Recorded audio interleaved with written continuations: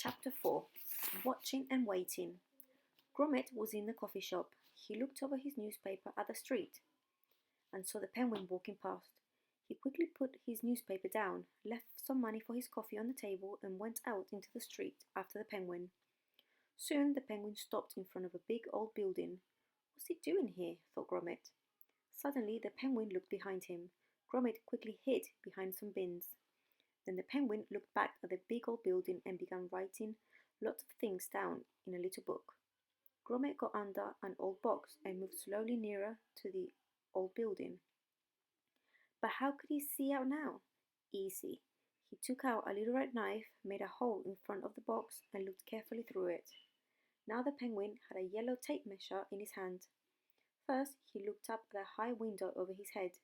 After that, he made his tape measure very long and put one end of it up on the ledge in front of the high window. And then, when the other end of the tape measure went up, the penguin shot up with it and landed on the high window ledge. Up there on the ledge, the penguin looked at the big window in front of him carefully. He measured it from left to right and up and down, and he wrote lots more things down in his little book. When he finished writing, he put his book under his arm and he put one end of the tape measure on the window ledge again. And then, when the other end of the tape measure went down, the penguin came down with it and landed in the street. He began walking past Gromit's box. Suddenly he stopped and looked right at the box. Oh no, he knows I'm here, thought Gromit, and he watched and waited. But in the end the penguin only looked at the box for a minute and then walked on. Soon after that, Gromit came out from under the box and ran back to 62 West Wallaby Street. He got there before the penguin and at once went upstairs into his old room, now the penguin's room. He found something very interesting on the penguin's table. It was a picture of the big old building and all the different rooms in it. It was the town museum, and there in the diamond room on the second floor, not far from the window, was a big blue diamond. Of course, thought Gromit, the penguin wants to get the blue diamond from the museum. Just then he heard the back door open and close. Oh no, the penguin's back, thought Gromit. Where can I hide now? There was no time to run away, so in the end Gromit hid in bed next to Wallace. When he looked out, he saw the penguin bringing a big box into Wallace's room. Then the penguin put the box down, and Gromit saw the red glove on his head. At once he remembered the picture of the chicken in the shop window. So he's the chicken, thought Gromit, and he hid again quickly. Now the penguin took a red helmet out of the box and put it on Wallace's head. Wallace slept happily through this. With the control panel of the techno trousers, the penguin made Wallace get out of bed, walk downstairs and leave the house. Wallace slept through all this, and the penguin walked down the street after him to the town museum. At the same time, back in Wallace's room, the getting up machine began working. The head of the bed moved up, the door opened in the floor at his foot, and Gromit shot down through it. He landed in Wallace's brown trousers at the kitchen table, and there he got breakfast all over his face. Chapter 5. Ups and Downs. Wallace and the penguin walked through the dark streets to the museum, and Wallace didn't open his eyes once. When they arrived at the museum, the penguin moved some levers on the control panel. When he jumped up on the techno trousers, and at once they began to walk up the wall of the museum. Soon the trousers arrived at the high window, and here the penguin jumped off and landed on the window ledge. He looked through the window at the beautiful blue diamond and moved some more levers on the control panel. The techno trousers went higher up on the wall, with Wallace in them. At last they arrived at the roof. There they walked up, over and down an air vent, through the roof and down into the museum, and Wallace slept through it all. Now the penguin could see the techno trousers through the window. They came down through an air vent in the ceiling, walked over the ceiling tiles in the long room, and came nearer and nearer to the diamond room. But Wallace had long arms, and the penguin suddenly felt afraid. Those long arms could easily get in front of the alarm and make it ring, so he stopped the trousers for a time. In the end, Wallace moved his arms in his sleep, and the penguin quickly moved some levers on the control panel and walked him past the alarm. Now the diamond was under him. Then the penguin hit a button on the control panel, and the red helmet on Wallace's head opened, and a steel machine claw came down out of it. After that, the penguin hit a different button and moved some of the levers on the control panel. The trousers moved, and the machine claw went down to the diamond and opened over it. Now the steel claw closed on the diamond, and the penguin hit some more buttons. the claw with the diamond in it slowly began to go up into Wallace's helmet. Then suddenly the diamond shot out of the claw.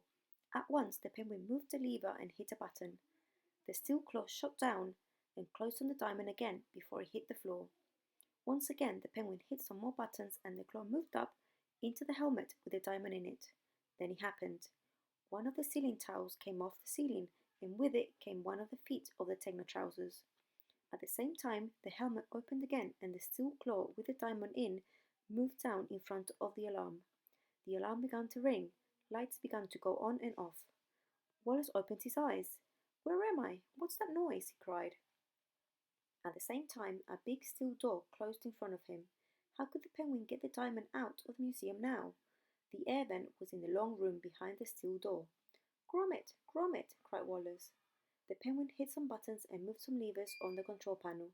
The techno trousers walked to the window and stood on it.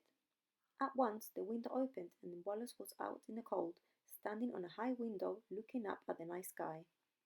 Now the trousers moved and he could see the dark street under him. "Get me down!" cried Wallace. "Help!" Then the penguin jumped on Wallace's back and the techno trousers quickly walked down the wall and ran away. "You can't do this to me," cried Wallace. "Stop it at once. I'm a good man, I am." Chapter 6. Be careful, lad. The penguin took Wallace back to his room at 62 West Wallaby Street. There, Wallace took off the helmet and put it down. There, too, the penguin took the red glove off his head. "Oh, it's you," said Wallace, and he saw now it wasn't the chicken standing in front of him, but the penguin. Then he got angry. "Get me out these trousers this minute," he said. In answer, the penguin quickly put Wallace into a wardrobe and closed the door behind him. "Help! Open this door at once," cried Wallace in the wardrobe, and he knocked on the door angrily. The penguin took the diamond from the helmet and put it in a bag.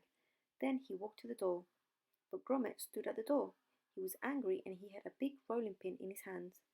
At once the penguin took out a big black gun. When he saw that, Gromit put his rolling pin down. Now the penguin opened the wardrobe door. Gromit got in with Wallace and the penguin closed the door again. In the dark, Gromit began to put his hands down the front of the techno trousers. "What are you doing?" cried Wallace. "Be careful, lad." Gromit put the end of a red wire on the end of a black wire, and the legs of the techno trousers began to move up and down, faster and faster. Soon the wardrobe broke away from the floor, and the trousers walked out of the room with Wallace and Gromit in it. "Where are we going? I can't see a thing," cried Wallace. Then the wardrobe door opened and Gromit came out. The penguin jumped on a banister and went down it with the gun in his hand and the diamond bag in his back. He landed on the front of Wallace's toy train. "Get him, Gromit," cried Wallace from in the wardrobe. Then the wardrobe began to go downstairs with Wallace in it. Gromit jumped up at once and caught the ceiling lamp. The penguin shot the lamp down from the ceiling and Gromit landed near the back of Wallace's toy train with the lamp on his head. The train went off quickly down the track. The penguin was now behind the little blue train engine. He looked back and shot at Gromit again and again with his gun. But Gromit wasn't afraid. He had a lamp for a helmet on his head and he wanted to catch the penguin. Suddenly he saw the train getting near the back door. "Oh no, the penguin is going to get away," he thought. He hit a red button by the track and the train went off to the left. "It's okay, Gromit," cried Wallace. He now stood on the last car at the end of the train on one leg of the techno trousers. "I'm behind you, lad," he called. Now the penguin shot his gun at Wallace's feet and Wallace's car jumped off the track and began to run on a new track next to the first. "Stay there, Gromit, everything's okay," called Wallace. And he moved past his friend and got near the penguin. "Give me that gun," cried Wallace. He put out his hand and took the gun from the penguin, but suddenly the techno trousers hit the wall and Wallace came out of them, went through a hole in the wall and landed on a kitchen trolley. At once, Gromit took the lamp off his head and began to move to the front of the train. Wallace went past him again. This time he was on his trolley and he had a net in his hands. "I'm going to get that penguin now," he cried. But then Wallace's net hit something on the wall and this knocked him off the trolley. He landed back on the train. The penguin hit a little lever by the track.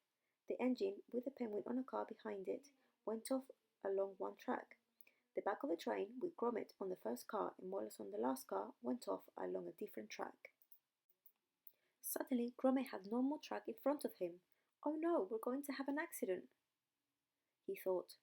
Then he saw a box of the new track on the floor, caught it, and quickly began to put the new track down in front of the train. So they went on, under the table, and into the next room. There, Gromit's track ran over the penguin's track. At the back of the train, Wallace put out his hands to catch the penguin, but he only caught the little blue toy engine. Then the Technotrousers walked in front of the penguin's car, and the penguin, with the diamond bag on his back, flew up off the car and into the kitchen. At the same time, Gromit hit the kitchen cupboard and stopped suddenly. A milk bottle came down off the cupboard and landed in his hand. A second later, the penguin landed in the milk bottle and the diamond bag landed in Gromit's other hand. "We did it, Gromit lad, we caught him," cried Wallace. That afternoon, they took the penguin to the police, and the police put him away in a very strong building for a very long time. That evening, Wallace and Gromit sat in the front room. They were friends again. "Now we've got the £1,000 from the police, and we don't need to rent that spare room. Isn't that grand?" said Wallace happily. "Shall we have some cheese, Chuck?" When Gromit got up to get the cheese, he looked out the window at the old Technotrousers, now in a bin in the street. "And we don't need you," he thought happily.